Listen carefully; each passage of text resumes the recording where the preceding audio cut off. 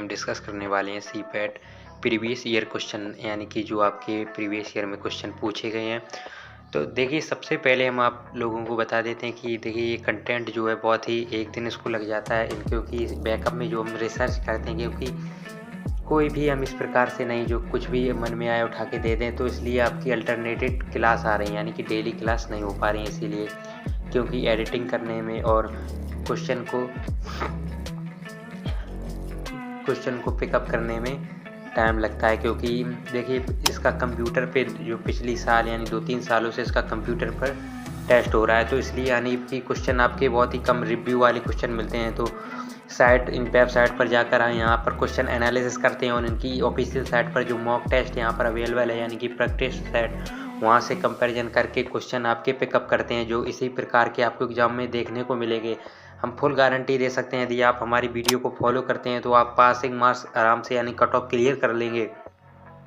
और अपनी बैकएंड में अगर आप पढ़ाई अच्छी भी है आपकी, देखिए कॉन्सेप्ट आप पढ़ते रहिए और यहाँ से प्रैक्टिस कर लीजिए जितनी कर पाएंगे। क्योंकि अभी देखिए अल्टरनेटेड वीडियो दे रहे हो, जब आपका एग्ज़ाम यानी कि 1 महीना बचेगा, तब यहाँ पर इस चैनल पर आपको डेली वीडियो मिलेंगी जो आपको बहुत ही हेल्प प्रोवाइड करवाएंगी। और यहाँ से देखिए वन मोर इम्पॉर्टेंट थिंग आपको बता देते हैं कि देखिए जो आप अभी तक पढ़ा है आप वहाँ वो पढ़ते रहिए, और सबसे ज़्यादा इसमें जीके पढ़ते रहिए, सबसे ज़्यादा वेटेज जीके का। और इधर का जो पोर्शन है यहाँ पर जो साइंस, और यहाँ पर जो बचा आपकी इंग्लिश, इस पोर्शन को हम इधर से कवर करवा रहे हैं। और साइंस की वीडियो भी आपको नेक्स्ट देखने को मिलेगी। साइंस के भी जो इम्पोर्टेंट क्वेश्चन है सबसे ज़्यादा कौन से पिकअप करके लाएंगे आपके लिए, जो सबसे ज़्यादा पूछे गए हैं। और जैसा कि आप देख सकते हैं ये प्रीवियस ईयर के क्वेश्चन हैं, यानी कि प्रीवियस आए हुए हैं, तो इसी प्रकार के आपको देखने को मिलेंगे। और अब नेक्स्ट वीडियो आपकी जीके या इंग्लिश सेक्शन पर लाएंगे। ये फिजिक्स की वीडियो, यहाँ पर फिजिक्स के मोस्ट इम्पॉर्टेंट क्वेश्चन हमने पिकअप किए हैं, और आप इसी प्रकार से आप अपनी तैयारी करते रहें। और यहाँ पर वीडियो स्टार्ट करते हैं। तो देखिए सबसे फर्स्ट क्वेश्चन है यहाँ पर, आदर्श अमीटर का प्रतिरोध होगा। देखिए ये क्वेश्चन है और मोस्ट इम्पॉर्टेंट क्वेश्चन है, ऐसे समझ लीजिए ये मोस्ट इम्पॉर्टेंट क्वेश्चन कह सकते हैं इसको, क्योंकि ये प्रीवियस ईयर वीडियो का डाटा है, यानी कि जो क्वेश्चन आपके रिव्यू में बताए जाते हैं वही क्वेश्चन। और यहाँ पर ये दो देखिए कन्फ्यूजिंग बहुत क्वेश्चन है। एक ही ऊपर है आदर्श यहाँ पर अमीटर, और नीचे सेकेंड है ये आदर्श वोल्ट मीटर प्रतिरोध। देखिए ये क्वेश्चन आपके मोस्ट कन्फ्यूज, आप बच्चों को ये पता होते हैं लेकिन एग्जाम में कन्फ्यूज हो जाते हैं 0 ओम और अनंत ओम, क्योंकि इन्हीं दो में से आंसर, ये तो बच्चा दोनों ऑप्शन निगलेक्ट कर देता है कि ये ऑप्शन नहीं हो सकते, लेकिन इन दोनों में कन्फ्यूजन होती है। तो हम भी ट्रिक के साथ भी बताएंगे, जिसमें ट्रिक लग रही होगी उसी में ट्रिक बताएंगे, ये नहीं कि ज़बरदस्ती सारे क्वेश्चन में पहले पढ़े हैं, क्योंकि ऐसे क्वेश्चन ज़्यादा हो जाएंगे, आप ट्रिक जो आ रही है आप वो भी भूल जाएंगे। तो जो आपको क्वेश्चन इंपॉर्टेंट है और जो क्वेश्चन बार बार पूछा जाता है उसमें ट्रिक आपको बताएंगे जो याद रहे, और जो कन्फ्यूज करता है क्वेश्चन तो इसी में ट्रिक बताएंगे। देखिए इसमें ट्रिक में आपको अब कभी नहीं भूलेंगे। ये दो क्वेश्चन देख लीजिए, फिजिक्स के क्वेश्चन है और मोस्ट रिपीटेड क्वेश्चन है। फर्स्ट क्वेश्चन है आदर्श अमीटर का प्रतिरोध होगा। तो देखिए अमीटर का प्रतिरोध होता है 0 ओम, और यहाँ पर नेक्स्ट क्वेश्चन है आदर्श वोल्ट मीटर का प्रतिरोध होगा, इसका होता है अनंत। तो देखिए कैसे आप इस ट्रिक को लगा सकते हैं, कैसे आप नहीं भूलेंगे, क्योंकि अभी तो यहाँ पर क्लियर है, जब आप एग्जाम में बैठेंगे तो आप इन दो ऑप्शन में आप कंफ्यूज हो जाएंगे, अनंत और 0, तो वहाँ पर आप निश्चित ही गलत कर देंगे। तो अब लेकिन आपका गलत नहीं होगा। देखिए यहाँ पर है ये वोल्ट मीटर और ऊपर है अमीटर, तो अमीटर को पहले स्किप कर देते, इस क्वेश्चन की आपको ट्रिक बता देते। यहाँ पर वोल्ट मीटर से आदर्श तो दोनों में लगा है, वोल्ट मीटर से यहाँ पर आप ले लेंगे वोल्ट, और सभी लोग वोल्ट को तो जानते ही होंगे, यानी कि वो जो स्क्रू वगैरह वो कसते हैं वोल्ट वो वाला। और जो वोल्ट होता है वो कैसा होता है, यानी कि हार्ड होता है। जो वोल्ट होता है यानी कि हार्ड, क्योंकि वोल्ट होता है लोहे का, तो वोल्ट होता है जब लोहे का तो हार्ड। अब यहाँ से आप कौन उसके सोचेंगे, यानी कि कितना हार्ड, आप कैसे बताएंगे कितना हार्ड होता है लोहा, तो आप नहीं बता सकते। तो यानी कि हार्ड तो होता है, ये पता कितना होता है नहीं पता, तो इसी से आप याद कर सकते हैं वो अनंत एक प्रकार के, यानी कि उसको पता ही नहीं कर सकते, अनंत तक हार्ड है, ये सिर्फ ट्रिक है। तो आप इससे आपको याद हो जाएगा, जब आपका ये क्वेश्चन आएगा यहाँ से वोल्ट पकड़ेंगे तो वोल्ट आएगा कि क्या बताया था कि हार्ड, तो हार्ड यहाँ से मतलब कितना हार्ड, तो अनंत। बस ये क्वेश्चन आपका क्लियर हो गया तो वो ऑलरेडी क्लियर हो जाएगा, क्योंकि अब जब यहाँ पर वोल्ट वाला तो आप सोचेंगे ये वोल्ट वाला है, नहीं अमीटर वोल्ट वाला का जो अनंत होता है, और लेकिन ये है यहाँ पर अमीटर तो इसका 0। तो इस प्रकार से आप ये दो क्वेश्चन क्लियर हो गए। चलिए नेक्स्ट क्वेश्चन देख रहे हो, ये देखिए मोस्ट इंपॉर्टेंट है, मेरी गारंटी है कि आप यहाँ से रिवीजन करते रहेंगे, यहाँ से आपके बिल्कुल सेम टू सेम क्वेश्चन आपको यहाँ से मिलने वाले हैं। तो देखिए क्वेश्चन नंबर, और सबसे पहले देखिए हमने उनकी साइट पर हमने जाकर देखा, सबसे पहले डायमेंशन और यूनिट यानी कि विमा और वहाँ पर मात्रक, ये आपको कंफर्म कर लेने हैं क्योंकि नेक्स्ट वीडियो हम लाएंगे, क्योंकि यहाँ से 2 क्वेश्चन बिल्कुल आएंगे, ये गारंटी के साथ कह सकते हैं। देखिए ऑफिशियल साइट पर इलेक्ट्रिक करंट की यहाँ पर यूनिट वहाँ पर पूछी गई है, तो इसी प्रकार की यूनिट का एक डिटेल वीडियो लाएंगे, ट्रिक के साथ आप बने रहिए और स्टडी करते रहिए। तो चलिए नेक्स्ट क्वेश्चन यहाँ पर देख लेते हैं। नेक्स्ट क्वेश्चन है, वायुमंडलीय दाब का अचानक गिर जाना प्रदर्शित करता है, यानी कि जो वायुमंडलीय दाब जब अचानक से लो हो जाता है यानी गिर जाता है तो क्या प्रदर्शित करता है। ऑप्शन ए तूफान, ऑप्शन बी गर्मी, या ऑप्शन सी क्लीन मौसम, या ऑप्शन डी शीतलहर। तो देखिए आपने सुना भी होगा कि ये तूफान से आने के पहले की ये शांति यानी सन्नाटा, तूफान से आने के पहले का सन्नाटा, तो ऑप्शन ए यानी कि तूफान। जब देखिए एकदम वायुमंडलीय दाब अचानक से गिर जाता है तो ये तूफान की यानी कि निशानी होती है। नेक्स्ट क्वेश्चन यहाँ पर देखते हैं।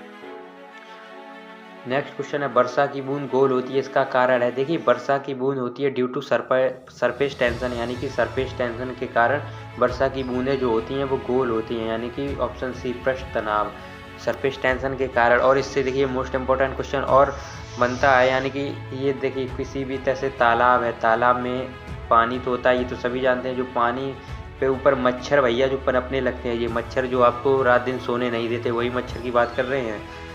तो देखिए मच्छर सोने नहीं देते, वही जो मच्छर, एक क्वेश्चन ऐसे आपसे डिजाइन किया जाता है और बहुत रिपीटेड क्वेश्चन है कि जो मच्छर होते हैं यानी कि वो सरफेस टेंशन के कारण ही यानी कि उस पर पानी पर बैठ पाते हैं, यानी अंडे दे पाते हैं पानी के पृष्ठ पर। और देखिए तो यानी कि जो पृष्ठ तनाव जब इसका कम करना होगा यानी कि इस तालाब का, तो यानी कि मच्छर मर जाते हैं, क्योंकि इस पर किसका छिड़काव किया जाता है, यानी कि आपका जो तालाबों में किसका छिड़काव किया जाता है जिससे कि मच्छर अपने अंडे नहीं दे पाते यानी पनप नहीं पाते हैं पानी पर, तो केरोसिन का छिड़काव कर देते हैं जिससे सरफेस टेंशन कम हो जाता है। जब सरफेस टेंशन कम हो जाता है तो मच्छर उस पर बैठ नहीं पाते, यानी कि मच्छर भैया डूब जाते हैं और मच्छर भैया मर जाते हैं, जिससे उनके अंडे नहीं हो पाते हैं। चलिए नेक्स्ट क्वेश्चन आपको दिखाते हैं। यहाँ पर 4 क्वेश्चन कंप्लीट हो गए, इसमें 16 क्वेश्चन की PDF है यहाँ पर। तो नेक्स्ट क्वेश्चन देख, और एक मोस्ट इंपॉर्टेंट क्वेश्चन और याद आ रहा है हमें सरफेस टेंशन से, जिसका देखिए सरफेस टेंशन का फॉर्मूला आता है T/F, और इसकी यूनिट बहुत पूछते हैं। यूनिट होती है देखिए F की होती है न्यूटन और L से हो गई मीटर, न्यूटन पर मीटर, यहाँ पर इसकी सरफेस टेंशन की यूनिट हो गई। चलिए नेक्स्ट क्वेश्चन, ट्रांसफार्मर एक युक्ति है। देखिए ये क्वेश्चन है, ट्रांसफार्मर एक युक्ति है, यानी कि ऑप्शन ए DC धारा को AC धारा में बदलती है, यानी डायरेक्ट करंट को यानी अल्टरनेटिव करंट में बदलती है। और ऑप्शन बी है DC वोल्टेज को घटाने या बढ़ाने के लिए। ऑप्शन सी है AC वोल्टता को बढ़ाने या घटाने के लिए। ऑप्शन डी है यहाँ पर AC धारा को DC धारा में बदलने के लिए। तो आप ट्रांसफार्मर तो आसपास आपके होगा ही, गांव या शहर जहाँ भी रहते हैं, तो ट्रांसफार्मर का कार्य क्या होता है, तो हम आपको बता देते हैं। ट्रांसफार्मर का कार्य ये यानी कि ट्रांसफार्मर लगा के आपको वो DC धारा को AC में बदल के देता है, यानी कि उसमें DC आ रही है AC, तो क्योंकि DC पर तो ट्रांसफार्मर वर्क ही नहीं करता, तो ऑप्शन बिल्कुल ए गलत है यहाँ पर।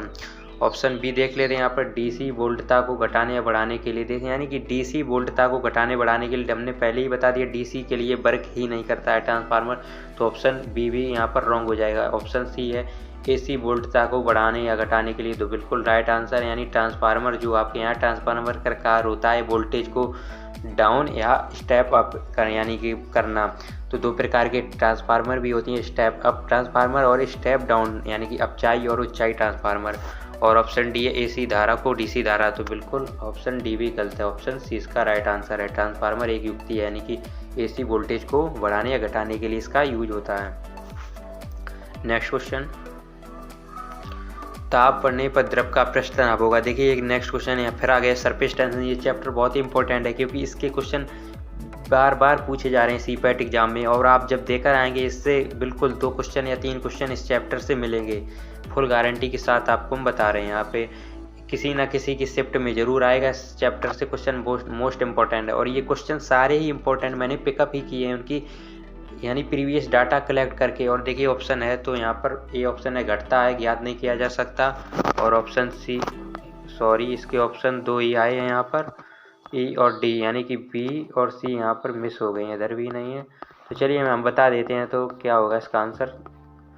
देखिए ताप बढ़ने पर द्रव का पृष्ठ तनाव, यानी कि जब टेम्परेचर इंक्रीज होता है यानी कि तो यहाँ पर सरफेस टेंशन क्या होगा, यानी घट जाएगा या ज्ञात नहीं किया जा सकता, या सी ऑप्शन हम कर लेते हैं यानी कि इंक्रीज यानी बढ़ जाएगा, या डी ऑप्शन कोई फ़र्क नहीं पड़ेगा।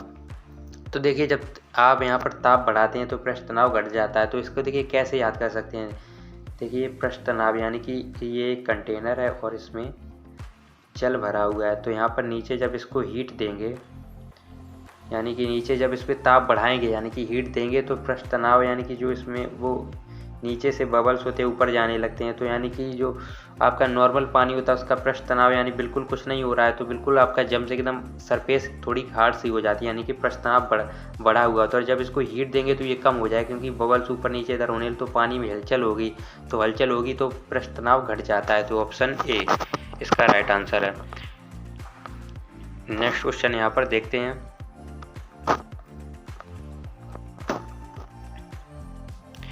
नेक्स्ट क्वेश्चन है सरल लोलक का आवर्तकाल दुगना हो जाएगा यदि, यानी कि सरल लोलक का आवर्तकाल दुगना हो जाए यदि इसकी लंबाई दुगनी कर दी जाए, या लोलक का द्रव्यमान दुगना कर दिया जाए, या लंबाई 4 गुनी कर दी जाए, या लंबाई तथा लोलक का द्रव्यमान दोनों दुगने कर दिए जाएं। तो देखिए सरल लोलक का जो फॉर्मूला होता है वो क्या होता है, T बराबर 2π√L/G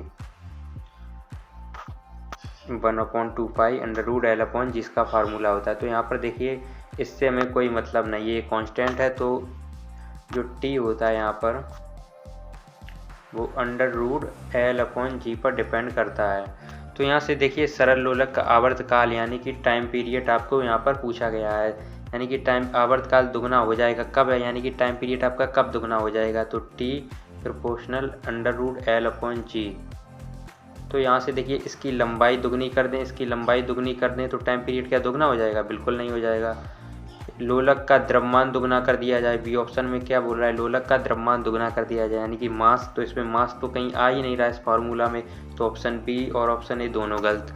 अब नेक्स्ट ऑप्शन देख लेते हैं, इसकी लंबाई 4 गुनी कर दी जाए, और डी ऑप्शन है लंबाई तथा लोलक का द्रव्यमान दोनों दुगने। देखिए द्रव्यमान इसमें आया तो फिर ये ऑप्शन डी भी गलत है, क्योंकि मास पर डिपेंड ही नहीं करता है आपका सरल पेंडुलम, यानी कि सरल लोलक सिंपल पेंडुलम।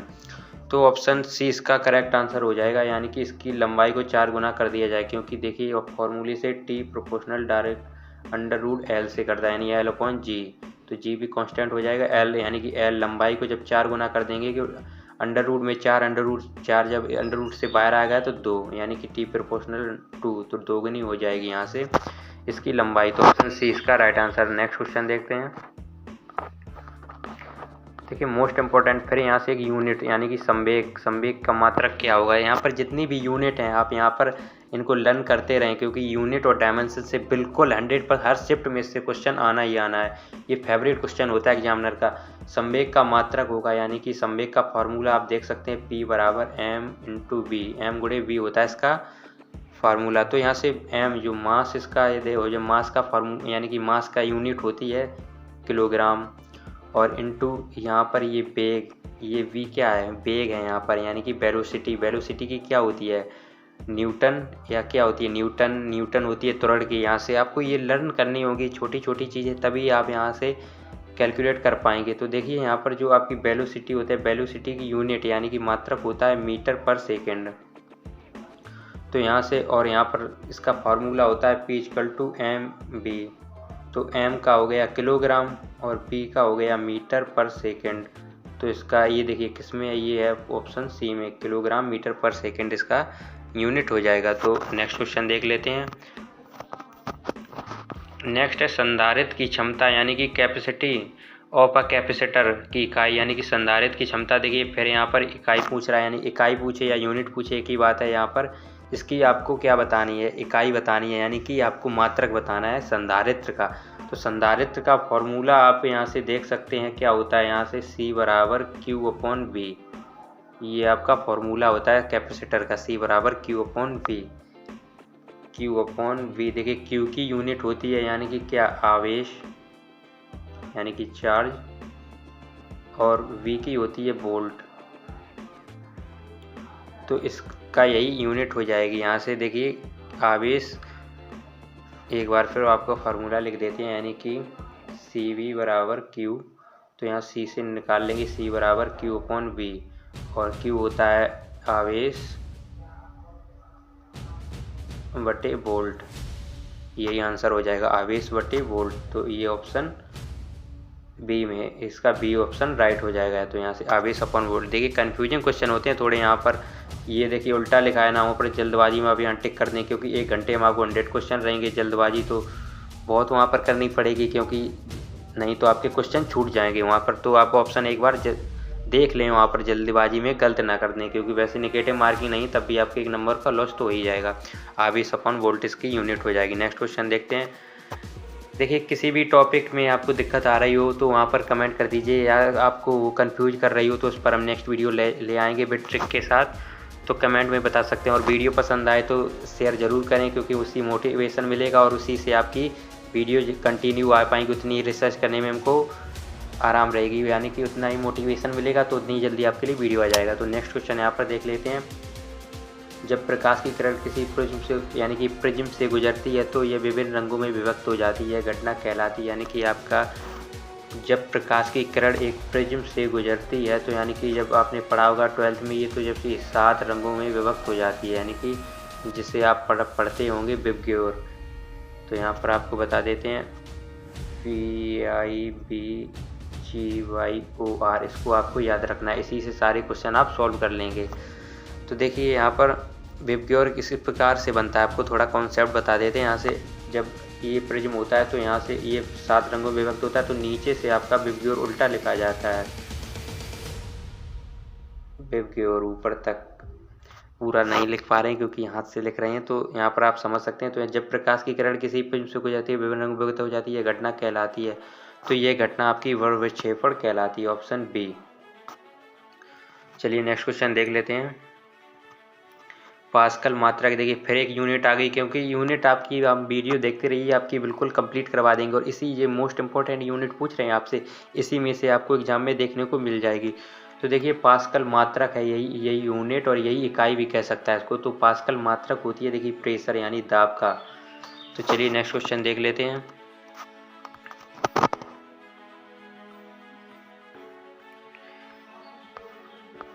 नेक्स्ट क्वेश्चन बहुत ही मोस्ट इम्पोर्टेंट कह सकते हैं, मोस्ट इम्पोर्टेंट ये क्वेश्चन है, यानी कि विद्युत इस्त्री का तापन तत्व किससे बना होता है। यानी कि विद्युत इस्त्री जो आप घर में प्रेस होती है ना, आप लोग प्रेस करते हैं, वही वाली ये प्रेस की बात कर रहा है। जो प्रेस होती है यानी कि जब वो हीट हो जाती है नीचे वो सतह उसकी, तो उसमें इलेक्ट्रिक चीज़ें होती हैं भी, तो उसमें क्या है यानी कि होता है जिससे वो यानी कि आपकी हीट करती है, यानी कि गर्म होती है। वो तापन तत्व बताना है, वो क्या कौन सा यानी कि एलिमेंट होता है उस यानी कि प्रेस में जो आपकी हीट करता है प्रेस को। तो वही आपका यहाँ पर क्वेश्चन पूछ रहा है। तो यहाँ पर क्या उसमें तांबा होता है, क्या निक्रोम होता है, क्या एल्यूमिनियम होता है, क्या लोहा होता है। तो उसमें इसका राइट आंसर हो जाएगा निक्रोम, यानी कि निक्रोम होता है। निक्रोम की वजह से आपकी विद्युत इस्त्री जो होती है तापन तत्व बना होता है, उसकी वही हीट करता है इसमें। देखिए मोस्ट इम्पॉर्टेंट ये हीट से क्वेश्चन लिया गया, और इसका क्वेश्चन ऐसा हो नहीं सकता कि इस चैप्टर से भी। ये मोस्ट इम्पॉर्टेंट कुछ चैप्टर हैं जिससे फिजिक्स हर कोई भी कंपटीशन लेवल का एग्जाम हो, हर में वहाँ इस चैप्टर से क्वेश्चन आता ही आता है। तो आप इस क्वेश्चन काम को आप देखने के लिए, या इससे आप कितने बच्चे के कॉन्सेप्ट इस चैप्टर से क्लियर हैं, तो ये क्वेश्चन आप कमेंट बॉक्स में हम आपको बताना होगा कि ऊष्मा स्वयं कम तापमान वाली पिंड से उच्च तापमान वाली पिंड में प्रभावित नहीं हो सकती है। कथन किस प्रमाण का है, ऊष्मा गति का द्वितीय नियम, या संवेग संरक्षण, या द्रव्यमान संरक्षण, या ऊष्मा गति का प्रथम नियम। यानी कि क्वेश्चन कह रहा है जब यानी कि जो हीट यानी हीट का वो सम्मिश्रण होता है, यानी कि ऊष्मा स्वयं यानी कम तापमान वाली पिंड से उच्च तापमान वाली पिंड में प्रभावित नहीं हो सकती। यानी कि जो हीट है जो यानी कि कम तापमान वाली पिंड से उच्च तापमान वाली पिंड में प्रभावित नहीं हो सकती। तो यह कथन किसका है, यानी यह कथन कौन से नियम है, ये कौन से नियम का, यानी ऊष्मागतिकी पहला नियम, या शून्यवा नियम, या दूसरा नियम। तो ये आपको कमेंट बॉक्स में बताना होगा, इससे आपको पता लग जाएगा कि हमारे जो व्यूअर्स हैं वो कितने उनके कॉन्सेप्ट क्लियर हैं। और नेक्स्ट क्वेश्चन है जो हमने प्रीवियस वीडियो आपकी इंग्लिश पार्ट ऑफ स्पीच की डिस्कस की थी, उसी से ये क्वेश्चन हमने आपको पूछा, यानी कि आपने देखें तैयारी की है कि नहीं, तो इसका भी आपको कमेंट बॉक्स में आंसर देना होगा। तो यानी कि इसमें पूछ रहा है नाउन और डिपार्ट का आपको नाउन कमेंट बॉक्स में लिखना है, क्या होगा इसमें, या डिपार्टिंग, डिपार्टेड, डिपार्चर, इसमें से आपका कौन सा नाउन इसका होगा फॉर्म, और डिफॉल्ट क्या है ये भी आपको लिखना है कमेंट बॉक्स में। तो इससे हमको पता लगेगा कितने बच्चे पढ़ाई कर रहे हैं। तो नेक्स्ट क्वेश्चन आप देख लेते हैं फिजिक्स का। अपचाई ट्रांसफार्मर में क्या, देखिए अभी ट्रांसफार्मर के हमने बारे में ही बताया था, तो अपचाई ट्रांसफार्मर से एक क्वेश्चन और आ गया, यानी कि what is increase in step down transformer, यानी कि स्टेप डाउन ट्रांसफार्मर क्या क्या बढ़ता है, यानी कि तो देखिए स्टेप डाउन ट्रांसफार्मर में क्या बढ़ता है, या वोल्टेज बढ़ता है, या शक्ति बढ़ती है, या पावर बढ़ती है, या करंट डेंसिटी यानी कि धारा घनत्व बढ़ती है। तो देखिए जो स्टेप डाउन होता है, स्टेप डाउन में आपका जो है वोल्टेज और करंट, देखिए यहाँ पर जब वोल्टेज बढ़ेगा तो करंट डाउन होगा, और जब करंट इंक्रीज होगा तो वोल्टेज डाउन होगा। तो यहाँ पर अपचाई यानी कि डाउन ट्रांसफार्मर, तो इसमें वोल्टेज घटेगा, आपका वोल्टेज यहाँ पर ये घटेगा इसमें, और धारा यहाँ पर बढ़ेगी। यहाँ पर ऑप्शन थोड़ा मिस्टेक कह सकते हैं, यहाँ पर डेंसिटी हटा देते हैं, यहाँ पर करंट रहने देते हैं, डी ऑप्शन में करंट रहने देते हैं। तो करंट से यहाँ पर यही इसका राइट आंसर हो जाएगा, यानी कि अपचाई ट्रांसफार्मर में आपकी धारा बढ़ेगी और वोल्टेज घटेगा। तो ऑप्शन डी इसका राइट आंसर हो जाएगा। विद्युत क्षेत्र की तीव्रता का मात्रक है, यानी कि विद्युत क्षेत्र की तीव्रता, फिर देखिए यूनिट से क्वेश्चन आ गया, क्योंकि यही आपके आएंगे वहाँ पर एग्जाम में, और यही एक एक नंबर अगर फिक्स कर लेंगे तो आप दूसरों से आगे निकल जाएंगे। विद्युत क्षेत्र की तीव्रता का मात्रक होता है, यानी कि E बराबर फॉर्मूला होता है F/Q, और F की यूनिट होती है न्यूटन, Q की होती है कूलाम। और देखिए अभी हमने Q की बताई थी, कूलाम और आवेश ये एक ही होती हैं, तो कंफ्यूज मत होना यहाँ से।